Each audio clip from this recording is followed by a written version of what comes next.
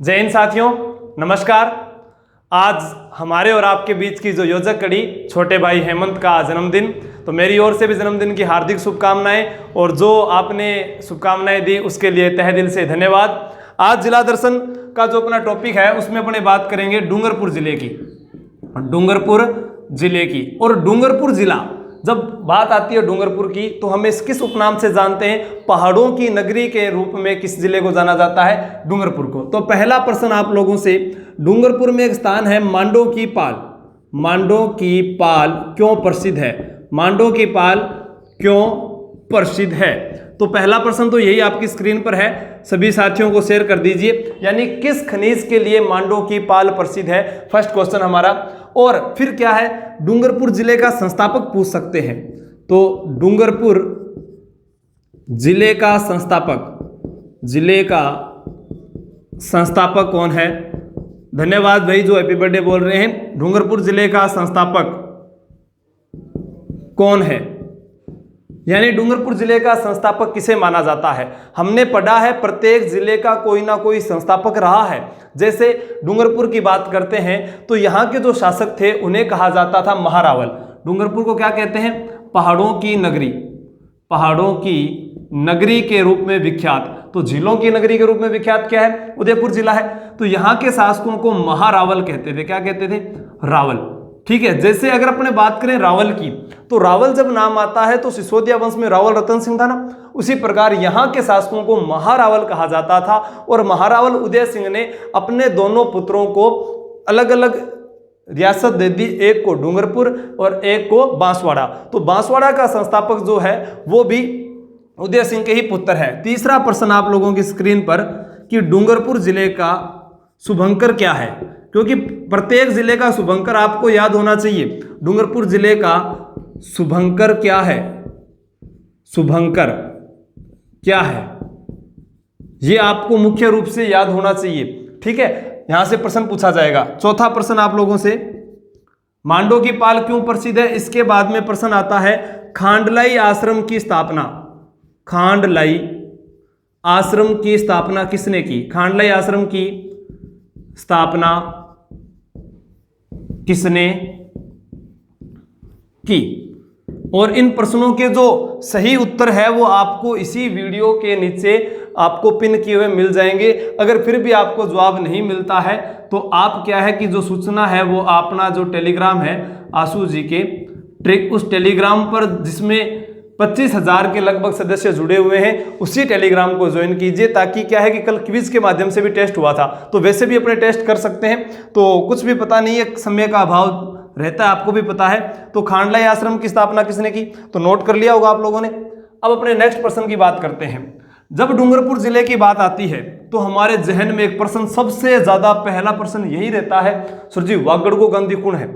जब वागड़ का गांधी आता है तो क्यों ना हमसे यह भी पूछा जा सकता है कि वागड़ की मीरा कौन है? तो उसी प्रश्न को देखते हुए लिखते हैं 5 नंबर प्रश्न, वागड़ की मीरा किसे कहते हैं? वागड़ की मीरा किसे कहते हैं? और यह प्रश्न तो उत्तर सभी को आना ही चाहिए। अगर जो प्रतियोगी परीक्षा की तैयारी कर रहा है, पुराने एग्जाम में दोनों प्रश्न पूछे गए, वागड़ का गांधी किसे कहते हैं? वागड़ का गांधी किसे कहते हैं? जैसे मैंने आप लोगों को कुछ गांधी याद करवाए थे कि राजस्थान का गांधी गोकुल भाई भट्ट को कहा जाता है। आप लोगों को बताए हुए हैं। अफ्रीका के अंदर गांधी किसको कहते हैं ये भी आपको कमेंट करके बताना है। ठीक है, तो डूंगरपुर जिले का शुभंकर क्या हुआ ये आपने बता दिया। बहुत अच्छा जवाब आप लोगों का। तो इन सभी को जो आप लाइव में जो कमेंट करके बताते हो, उससे अच्छा तो आप क्या है कि पिन कर दिया करो, ताकि कल टेस्ट के अंदर आपका नाम भी लिया जा सके। वागड़ का गांधी किसे कहते हैं? वागड़ की मीरा किसे कहते हैं? फिर आपको बताना है दाऊदी बोहरा संप्रदाय का उर्स। दाऊदी बोहरा संप्रदाय का उर्स, दाऊदी बोहरा संप्रदाय का उर्स कब भरता है? कब भरता है? कई बार तो क्या होता है, ऐसा भी एग्जाम में प्रश्न पूछा जा सकता है कि उर्स का शाब्दिक अर्थ क्या है? उर्स का शाब्दिक अर्थ मिलन होता है। क्या होता है दोस्तों? मिलन। यानी वह उत्सव जहां पर आपस में मिलते हैं लोग, तो उसे अपने मेले के रूप में भी कह सकते हैं। तो ये हो गया उर्स का मतलब। अब हमसे प्रश्न क्या पूछा जाता है कि ख्वाजा मोइनुद्दीन चिश्ती का उर्स कब भरता है, तो हम उत्तर देते हैं 1 रजब से 6 रजब तक, क्योंकि रजब का महीना है। तो उसी प्रकार यहाँ दाऊदी बोहरा संप्रदाय का उर्स कब भरता है, उस महीने का नाम और वो तारीख बतानी है, किस महीने की तारीख को भरता है। इसका जो प्रमुख केंद्र है डूंगरपुर जिले में वो माना जाता है गलियाकोट। कौन सा माना जाता है? गलियाकोट। अब यहाँ पर क्या है कि प्रश्न हमसे ये भी पूछ सकते हैं, जैसे एक ही नाम से 2 प्रश्न जुड़े हुए हैं। एक प्रश्न है कि ख्वाजा मोइनुद्दीन चिश्ती की दरगाह कहाँ है, ठीक है, तो हम उत्तर देते हैं। तो उसी प्रकार यहाँ पर ख्वाजा फखरुद्दीन की दरगाह है या पीर फखरुद्दीन की दरगाह है, तो इस प्रकार से प्रश्न आ जाए। तो जब प्रश्न पूछा जाए ख्वाजा जो फखरुद्दीन है उनकी दरगाह, तो सरवाड़ अजमेर होगा। अगर पीर फखरुद्दीन आता है तो उत्तर क्या होगा? गलियाकोट होगा। और यहाँ दाऊदी बोहरा संप्रदाय का उर्स कब भरता है वो महीना आपको बताना है। 8 नंबर प्रश्न आप लोगों से, जो रास्तापाल कांड हुआ, रास्तापाल कांड किस दिन घटित हुआ? अब दोस्तों रास्तापाल कांड से प्रश्न एग्जाम में हम जब छोटे थे तब भी पढ़ा करते थे, नाना भाई खांट, सेंगाबाई, कालीबाई, ठीक है। तो प्रश्न ये भी आ जाता है कि साक्षरता के क्षेत्र में जो सर्वोच्च सम्मान दिया जाता है वो सम्मान कौन सा है? कालीबाई सम्मान ही है, ठीक है। अब यहां पर अपने को क्या याद करना है? 9 नंबर प्रश्न है कि कालीबाई का स्मारक किस झील के किनारे बना हुआ है? कालीबाई का स्मारक किस झील के किनारे बना हुआ है? हम बात करते हैं डूंगरपुर जिले की। क्षेत्रफल से भी प्रश्न पूछा जा सकता है। राजस्थान का सबसे छोटा जिला कौन सा है? आप बताओगे सर जी धौलपुर, फिर दौसा, फिर डूंगरपुर, तो तीसरा छोटा जिला, ठीक है। तो ये हो गए 9 नंबर प्रश्न। 10 नंबर प्रश्न पर चलते हैं दोस्तों। तो ये दाऊदी बोहरा संप्रदाय का बताना है आप लोगों को। 10 नंबर आप लोगों के पास में प्रश्न है कि जो 3 नदियों का त्रिवेणी संगम होता है, सोम, माही, जाखम, वहां पर एक मेला भरता है, उस मेले का नाम बताना है। यानी मेले का नाम तो आप बता दोगे। वेणेश्वर धाम का मेला कब भरता है? वेणेश्वर धाम का मेला कब भरता है? 1 लाइनर क्वेश्चन आपको याद हो जाएंगे तो पूरा जीके याद हो जाएगा। वेणेश्वर धाम का मेला कब भरता है? और इसमें प्रश्न क्या आता है कि वेणेश्वर धाम का जो मेला है ये मेला किस स्थान पर भरता है, वो स्थान भी बताना है आपको। स्थान पर भरता है, वो स्थान का नाम भी बताना है, क्योंकि 3 नदियों का त्रिवेणी संगम होता है, सोम, माही, जाखम, ठीक है। संत मावजी ने यहाँ एक ग्रंथ की रचना की थी, वो ग्रंथ भी बताना है, तो उसको भी मैं प्रश्न के रूप में लिख देता हूं। संत मावजी ने किस ग्रंथ की रचना की?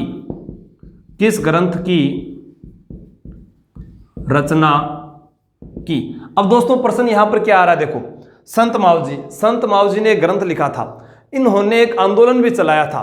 कौन सा आंदोलन चलाया था? लसोड़िया आंदोलन। कौन सा आंदोलन? लसोड़िया आंदोलन भी चलाया था। अब यहां पर अपन ने जो बात की है कि इन्होंने किस ग्रंथ की रचना की, प्रश्न ये भी आता है संत मावजी को किसका अवतार माना जाता है? संत मावजी को माना जाता है विष्णु का अवतार। किसका अवतार? विष्णु का अवतार भी माना जाता है दोस्तों। तो आपको यह भी याद होना चाहिए साथ साथ में। नेक्स्ट प्रश्न पर चलते हैं। 12 नंबर प्रश्न हमारा रहेगा आज का। संत मावजी के बाद में अपने बात करते हैं 12 नंबर प्रश्न की। 12 नंबर प्रश्न, भगत आंदोलन की शुरुआत किसने की? यानी हमसे फेमस प्रश्न पूछा जाता गया है और एग्जाम में बहुत बार पूछा गया कि जो ये संप सभा है उसकी जो स्थापना है वो किसके द्वारा की गई थी? संप सभा की स्थापना कब की गई थी? उसी प्रश्न का उत्तर यहां पर आएगा, भक्त आंदोलन की। और पिछले रीट के एग्जाम में पूछा गया था जिन्होंने ये शुरुआत की थी उनका जन्म जो है एक बंजारा परिवार में हुआ था, ठीक है। बंजारा परिवार में उनका जन्म हुआ था, ये एग्जाम में पूछा गया प्रश्न है। तो भक्त आंदोलन की शुरुआत किसके द्वारा की गई है? उसके बाद नेक्स्ट प्रश्न है कि डूंगरपुर जिला जो है, यहां से प्रश्न ये आता है कि 13 नंबर प्रश्न की बात करें, एकीकरण के समय डूंगरपुर के महारावल कौन थे? डूंगरपुर के महारावल कौन थे? जब हम बात करते हैं एकीकरण की दोस्तों, एकीकरण जब हम दूसरा चरण पढ़ते हैं तो हम उसमें पढ़ते हैं ना, बाबू झाड़ू की को परसाटो, बांसवाड़ा, डूंगरपुर, किशनगढ़, कोटा, प्रतापगढ़, शाहपुरा, टोंक, ठीक है, बाबू झाड़ू की को परसाटो। तो हम उन सभी चीजों को याद कर लेते हैं, बूंदी, बांसवाड़ा। तो एकीकरण के समय डूंगरपुर के महारावल कौन थे? उसी प्रकार एक प्रश्न और बनता है यहां से, खानवा युद्ध में राणा सांगा का साथ किस महारावल ने दिया? किस महारावल ने दिया? आपसे प्रश्न यह भी पूछा जा सकता है। जब राणा सांगा के साथ हम बात करते हैं 17 मार्च 1527 को वो खानवा का युद्ध हुआ था, रूपवास तहसील गंभीरी नदी में। एक तरफ बाबर की सेना थी, एक तरफ राणा सांगा था। राणा सांगा ने पाती प्रमाण लिखा था, यानी सभी राजपूत जातियों को आमंत्रित किया था, और उसमें यहां से डूंगरपुर से जो शासक गए थे खानवा युद्ध के अंदर, ठीक है, तो डूंगरपुर में राणा सांगा का साथ किस महारावल ने दिया था, यह आपको बताना है। 14 प्रश्न हो गए। उसके बाद में अपने बात करते हैं 15 नंबर प्रश्न की। दोस्तों 15 नंबर प्रश्न आपकी स्क्रीन पर है, इस प्रश्न को अपने याद करें। तो प्रश्न पूछा जाता है, डूंगरपुर प्रजामंडल की स्थापना किस वर्ष हुई? डूंगरपुर प्रजामंडल की स्थापना किस वर्ष हुई? किस वर्ष हुई? अब देखो एक चीज, प्रजामंडल का वीडियो डाला हुआ है, प्रजामंडल हुआ, एकीकरण हुआ, 1857 की क्रांति, आंदोलनकारी या जो स्वतंत्रता सेनानी है, या आंदोलन जो हुए, जैसे हमने यहाँ भक्त आंदोलन की बात की, यहाँ एकीकरण, देखो प्रश्न हमने जो मुख्य रूप से जो है वो उठा लिए यहीं से, यही प्रतियोगी परीक्षा का आधार रहता है। तो आपको ये बताना है डूंगरपुर प्रजामंडल की स्थापना किस वर्ष हुई। इसके जो अध्यक्ष हैं वो मैं आपको बता देता हूं, भोगीलाल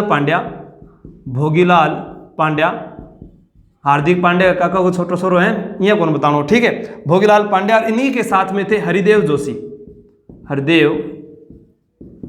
जोशी। तो ये आपको एक बात बता दी, डूंगरपुर प्रजामंडल की स्थापना किस वर्ष हुई।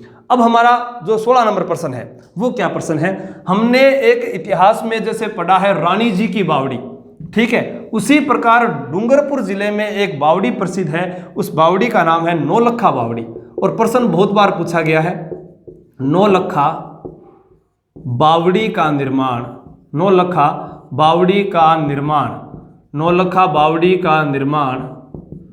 किसके द्वारा करवाया गया? किसके द्वारा करवाया गया? तो नौलखा बावड़ी का निर्माण। उसी प्रकार प्रश्न हमारा 17 नंबर प्रश्न है कि डूंगरपुर में एक महल है, जूना महल बहुत प्रसिद्ध महल है ये, जूना महल का निर्माण किसके द्वारा करवाया गया? किसके द्वारा करवाया गया?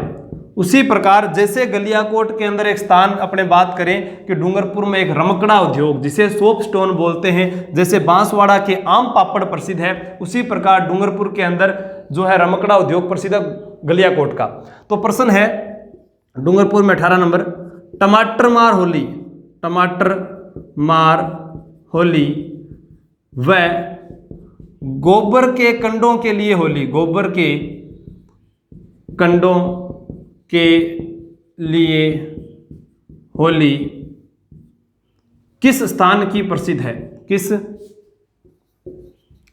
स्थान की प्रसिद्ध है? और 19 नंबर प्रश्न है जिसे बोलते हैं अपने, एक जाति है डामोर जनजाति का प्रसिद्ध मेला बताओ। डामोर जनजाति के प्रसिद्ध मेले बताओ। एक तो हमारे राजस्थान में भरता है, और एक भरता है गुजरात में। इतना मैंने आपके लिए सहयोग कर दिया। राजस्थान में भरता है। और डामोर सर्वाधिक जनसंख्या प्रतिशत है राजस्थान में किस जिले में है, तो वो डूंगरपुर जिले में है। कौन सी तहसील में है डामोर, तो यहीं से याद कर सकते हैं, सिमलवाड़ा। कौन सी तहसील है, सिमलवाड़ा तहसील है। ठीक है, तो ये 19 प्रश्न हो गए। नेक्स्ट प्रश्न पे चलते हैं।